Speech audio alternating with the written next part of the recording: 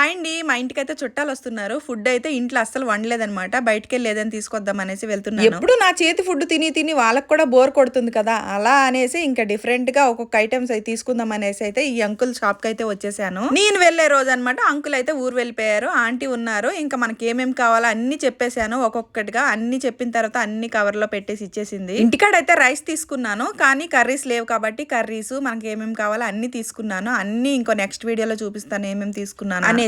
So ఇప్పటికైతే ఇంక ఇక్కడ ఏమేమి అమ్ముతారంటే చికెన్ ఫ్రై, చికెన్ కర్రీ, ఇంకా fry curries, gravy curry, sambar, egg curry, ఇంకా బిర్యానీ, పులిహోర, రైస్, పచ్చళ్ళు, మురుకులు అన్ని అమ్ముతారనమాట. ఇంకా నాకు కావాల్సినవి తీసుకున్నాను. తీసుకొని ఇంటికైతే వెళ్ళిపోయాను. ఇంకా లిఫ్ట్ లో అయితే మస్తు నవ్వుతున్నాను. ఏంటి ఇన్ని గనం కొనేసాను, అసలు ఇంట్లో వండకుండా వాళ్ళు చూస్తే ఏమనుకుంటారో ఏమో అనేసి.